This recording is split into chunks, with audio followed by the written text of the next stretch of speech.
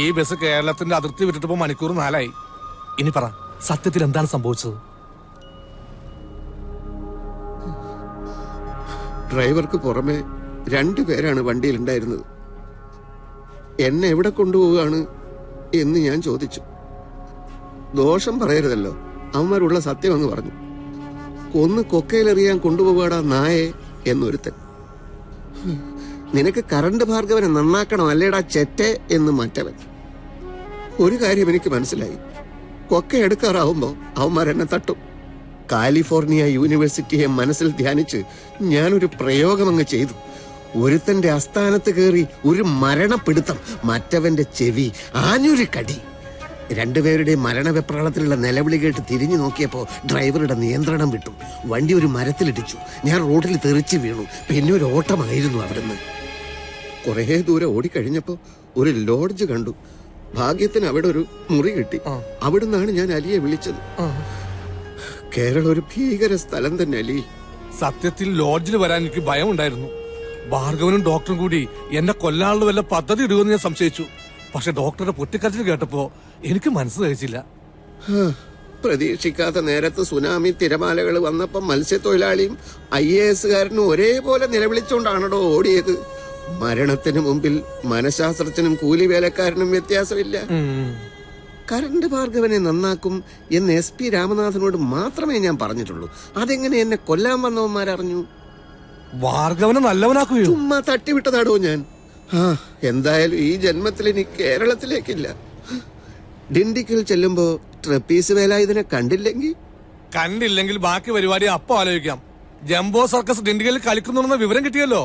Jumbo അവിടെ ഉണ്ടെങ്കിൽ വേലായുധേട്ടൻ അവിടെ ഉണ്ടാവും.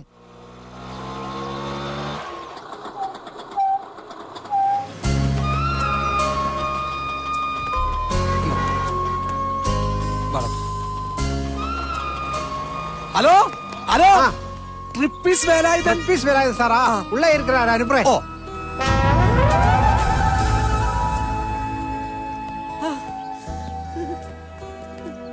വേലായുധേട്ടാ, ഇത് ഞാനാ അലി.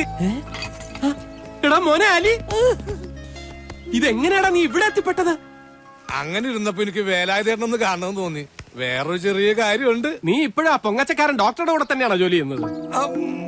ആര് പറഞ്ഞു ഡോക്ടർ പൊങ്ങച്ചക്കാരനാണെന്ന്? നാട്ടിൽ വെച്ച് കണ്ടപ്പോ ഒരിക്കൽ നീ തന്നെയല്ലേ എന്നോട് പറഞ്ഞത്? അമേരിക്കയിൽ പഠിച്ചതും ജോർജ് ബുഷിന് ഷേക്ക് ഹാൻഡ് കൊടുത്തതൊക്കെ എപ്പോഴും പറഞ്ഞുകൊണ്ട് നടക്കുന്ന ആ കോന്തനെ കുറിച്ച് ഓർമ്മയില്ലേ? അതും പറഞ്ഞ അന്ന് നമ്മൾ എത്രയാണാ ചിരിച്ചത്. അതൊക്കെ പോട്ടെ വേലായുധേട്ടാ, ഇതെന്റെ വളരെ വേണ്ടപ്പെട്ട സുഹൃത്താണ്. ഇവൻ നിന്റെ സുഹൃത്താ? ഇതെന്ത് സാധനം, എന്ത് വേഷം? അയ്യേ വൃത്തിയേട്. ആദ്യം ഇവനോട് പോയി മുടി വെട്ടിയിട്ട് വരാൻ പറ. അതെ, മൂപ്പര് തലയിൽ ഇത്രയും വലിപ്പത്തുള്ള 5-6 മുഴകളുണ്ട്. അത് കാണാതിരിക്കാനാ മുടി വളർത്തിക്കുന്നത്. അപ്പഴേ വേലായുധേട്ടാ, ഞാൻ പറഞ്ഞ വേലായുധേട്ടൻ തട്ടിക്കളയാലെന്ന് ഉറപ്പ് കൊടുത്തിട്ടാ ഇയാളെ ഞാൻ കൂട്ടിക്കൊണ്ട് വന്നത്. എന്തെങ്കിലും ഒരു ജോലി തരപ്പെടുത്തി കൊടുക്കണം. സർക്കസ് ഐറ്റം വല്ലതും അറിയാമോടെ? വേണമെങ്കിൽ പഠിക്കാമെന്നുള്ള അവസ്ഥയിലാ അല്ലേ? ഈ പ്രായത്തിൽ ഇവനിനി എന്ത് പഠിക്കാൻ? ഇതുവരെ എന്ത് ജോലിയാടാ ചെയ്തിരുന്നത്? ഞാനൊരു ഡോയാ? അതെന്ത് ജോലി? ഡോർ ടു ഡോർ ഡെലിവറി, ഒരു കമ്പനിയുടെ സാധനങ്ങൾ. ആ കമ്പനി ഇപ്പൊ എവിടെ പോയി? സുനാമി വന്നപ്പോ ഒലിച്ചു പോയി. സുനാമി വന്നു പോയിട്ട് കാലം എത്ര ആയടോ? അന്നു മുതൽ മറ്റൊരു ജോലിക്ക് വേണ്ടി ശ്രമിക്കുകയായിരുന്നു വേലായുധേട്ടാ. ഈ മൂശേട്ടെ കണ്ട ആരും ജോലി കൊടുക്കില്ല, അത് തന്നെ കാര്യം. പറയുന്ന എന്ത് ജോലിയും ചെയ്യാൻ തയ്യാറാണോ? ചിലപ്പോ മാനേജറുടെയും എന്റെയും തുണിയൊക്കെ അലക്കേണ്ടി വരും. ഇഷ്ടമുണ്ടെങ്കിൽ മതി. പണിയൊന്നും അറിഞ്ഞൂടാത്തവന് വേറെന്ത് പണി? അല്ല, ഈ അസിസ്റ്റന്റ് മാനേജർ ഒഴി വെച്ചെന്നുണ്ടല്ലോ, വന്ന് കേറി അവിടെ അസിസ്റ്റന്റ് മാനേജർ ആവണോ അല്ലേ? തുണി അലക്കാനും. തൽക്കാലം ഒളിച്ചു താമസിക്കലാണ് നമ്മുടെ ഉദ്ദേശം. മരണത്തിൽ നിന്ന് കഷ്ടിച്ച് രക്ഷപ്പെട്ട ഡോക്ടർ പെട്ടെന്ന് അതെല്ലാം മറന്നു. അല്ല, അത് ശരിയാ. അതിനേക്കാളും വലുതായിട്ട് ഇനി എന്ത് വരാം? എനിക്ക് ഇപ്പൊ തന്നെ മടങ്ങണം. ഭാര്യ മോന് പേടിക്കും. ക്ലിനിക്കിൽ വരുന്ന രോഗികളോട് എന്ത് പറയണം? എന്ത് പറയാ? ഡോക്ടർ മരിച്ചുപോയി എന്നൊരു ബോർഡ് എഴുതി വെച്ചേക്ക്.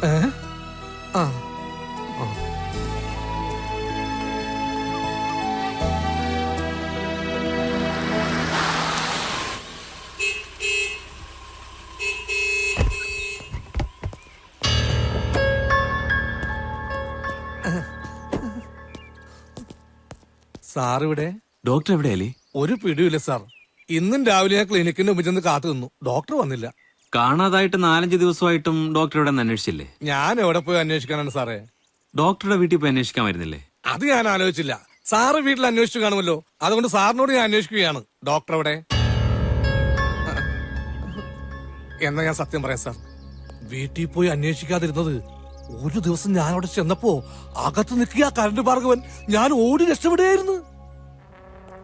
അവൻ എന്തെങ്കിലും സംഭവിച്ചിട്ടില്ലെങ്കിൽ ഒരു ഫോണെങ്കിലും ചെയ്യാതിരിക്കുവോ? ആരെങ്കിലും ഫോൺ ടാപ്പ് ചെയ്ത് ഏത് സ്ഥലത്തുനിന്നാണ് ഡോക്ടർ വിളിച്ചതെന്ന് കണ്ടുപിടിക്കുന്നുള്ള ഭയമായിരിക്കാം. എന്തായാലും ഒരു കാര്യം തീർച്ചയാ, ഡോക്ടർ ആരെയൊക്കെ ഭയപ്പെടുന്നുണ്ട്. ഭാർഗവനെ മാത്രമല്ല, ഭാർഗവനുമായി ബന്ധപ്പെട്ട മറ്റാരൊക്കെയോ. അലിയുടെ പെരുമാറ്റം അത്ര സ്വാഭാവികമല്ല. ഒരുപക്ഷെ പോലീസ് മുറ പ്രയോഗിച്ച അലിക്കറിയാവുന്ന കാര്യങ്ങൾ പറയാന്നിരിക്കും. ഇതുവരെയായിട്ടും പോലീസ് ഒന്നും ചെയ്തില്ലല്ലോ. അവരെ കൊണ്ടാവുന്നല്ലേ ചെയ്യാൻ പറ്റൂ. എല്ലാ സ്ഥലത്തേക്കും ഇൻഫർമേഷൻ പോയിട്ടുണ്ട്. ആ ഭാർഗവനുമായിട്ട് കൂട്ടുകൂടിയ അപകടമാണെന്ന് വിനോദ് ആദ്യമേ പറഞ്ഞതാ. അവൻ കേട്ടില്ല. വയസ്സുകാലത്ത് എന്നെ എന്തിനിങ്ങനെ തീയതിയിട്ടിക്കുന്നുണ്ട് ഈശ്വര. ஜம்போ ரஷ்யன் சர்க்கஸ் உங்கள் அனைவரையும் வண்ணமயமான அணிவகுப்புகளோடு வரவேற்கிறது.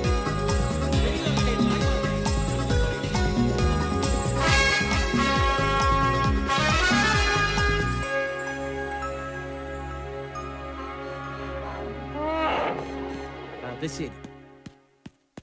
അകത്ത് കളി നടന്നുകൊണ്ടിരിക്കുമ്പോ അതിന്റെ ഇടയിലാണോ തന്റെ തീറ്റ? ഉച്ചക്ക് കിട്ടിയത് കഴിച്ചിട്ട് വിശപ്പ് മാറിയില്ല. ഇതൊരു നേപ്പാളി തന്നതാ. എന്നാലേ നാളെ മുതൽ തനിക്ക് ഇലയിട്ട് സദ്യ വിളമ്പി തരാം.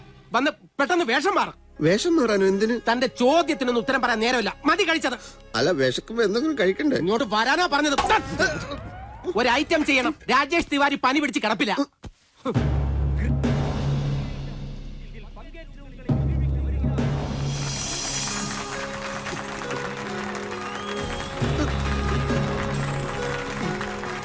ഈ പീരങ്കിക്കകത്തോട്ട് കയറ്. അയ്യോ, ഇതിനകത്തോ? ഞാൻ സർക്കസ് പഠിച്ചിട്ടില്ലെന്ന് പറഞ്ഞതല്ലേ. ഇങ്ങനെയൊക്കെയല്ലേ ഓരോന്ന് പഠിക്കുന്നത്. അല്ലെങ്കിൽ തന്നെ ഇതിലെന്ത് പഠിക്കാനിരിക്കുന്നു? ചുമ്മാ കയറി കിടന്നാ മതി. അന്നാമത് കൊന്നാ മതിയായിരുന്നു, ഒറ്റയടിക്ക് തീർന്നേനെ. ഇത് കൊലയാണല്ലോ. കിടന്ന് പിറുപിറുക്കാതെ കേറടാ കഴുത.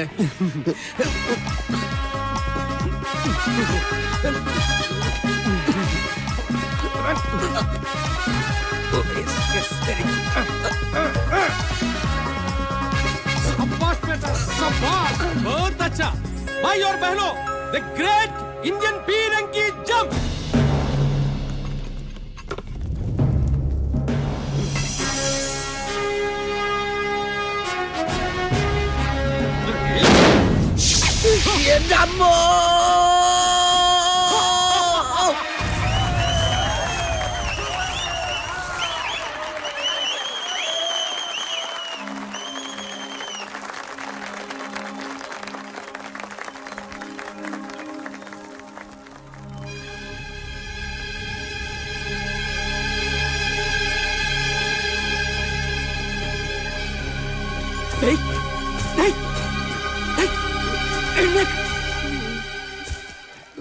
എഴുന്നേറ്റ് താഴെ വരാൻ.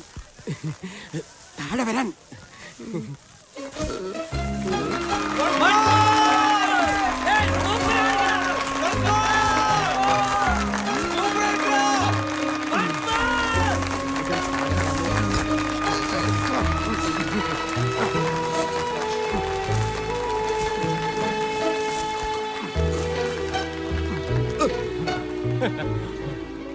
കുത്തബ് മൈനാർ വടകരയിലാണോ?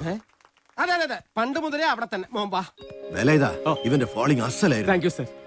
ഓഡിയൻസിന്റെ കണ്ണ് തള്ളിപ്പോയി. എന്റെ തിവാരിയുടെ പനി മാറിയാലും ഇനി ഈ ഐറ്റം ഇവൻ തന്നെ ചെയ്താൽ മതി. Okay sir. അടുത്ത തവണ വീഴുമ്പോ തല കുത്തി വീണ ഒന്നും കൂടെ നന്നായിരിക്കും. അത് ഈസി ആയിട്ട് ചെയ്യിക്കാം. ഇവനാണൊരു അഭ്യാസിയാ ഇല്ലേടാ?